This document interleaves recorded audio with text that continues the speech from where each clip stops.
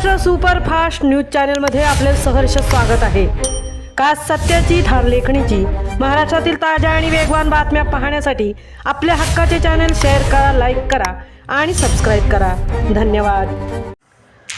पेण नगरपालिकेच्या दूषित पाणी पुरवठ्याविरोधात जनहित याचिका दाखल करण्याचा माझं पेण संघटनेचा इशारा। पेण शहरासाठी होणारा दूषित पाणी पुरवठा हा केवळ स्थानिक प्रश्न राहिला नसून तो सार्वजनिक आरोग्यासाठी निगडीत अत्यंत गंभीर प्रश्न बनला आहे। शहरातील दोन प्रमुख मोठ्या गटाराचे सांडपाणी भोगावती नदीत सोडले जाते हा आरोप सातत्याने होत आहे।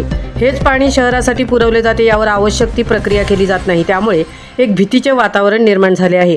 या प्रश्नाकडे लक्ष वेधण्यासाठी माझं पेण संघटना 2024 पासून सतत पाठपुरावा करत आहे। संघटनेने आंदोलने, रास्ता रोको करण्यात आला होता संघटनेच्या वतीने आणि हा प्रश्न ऐरणीवर आणला होता।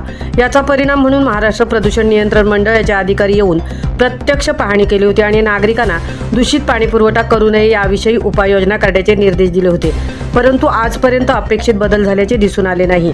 या पार्श्वभूमीवर माझं पेण संघटनेच्या पदाधिकाऱ्यांनी 17 जुलै 2026 रोजी महाराष्ट्र प्रदूषण नियंत्रण मंडळाच्या अधिकाऱ्यांची बैठक घेऊन सविस्तर निवेदन सादर केले।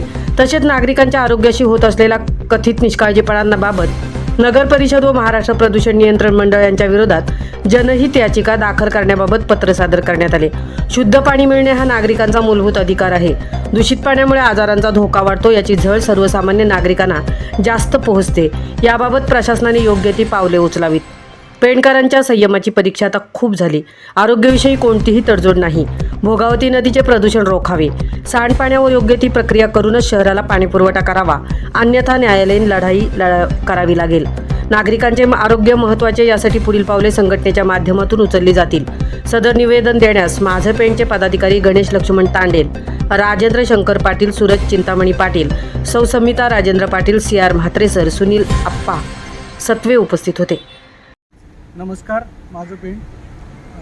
आज आपण महाराष्ट्र प्रदूषण नियंत्रण मंडळाच्या ऑफिसच्या बाहेर आहोत। आम्ही आजच पुन्हा एकदा म्हणजे 22 ऑगस्ट 2024 पासून आपण हे शुद्ध पाण्यासाठीचं आंदोलन सुरू केलेलं आहे। आपण रास्ता रोको केला, आपण वारंवार पत्रव्यवहार केला, पण अजून देखील नगरपालिकेकडून कोणतंही आपल्याला ठोस शुद्ध पाण्या देण्यासंदर्भात आश्वासन मिळत नाही। आज आम्ही प्रदूषण मंडळाला भेट दिली। आपला फॉलोअप रेग्युलर चालू होता। याच्यामध्ये आम्ही ते पब्लिश करत नव्हतो सातत्याने, पण फॉलोअप चालू होता।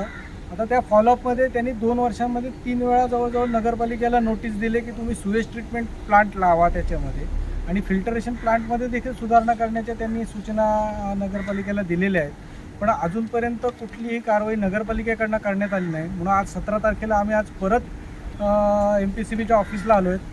ते लवकरच चांगल्या प्रकारे कारवाई करून स्यूवेज ट्रीटमेंट प्लांट लावण्यास नगरपालिकेला मजबूर करतील अशी अपेक्षा आहे। त्याबद्दल पण नागरिकांचा सपोर्ट याच्यामध्ये अत्यंत आवश्यक आहे असं आम्हाला वाटतं।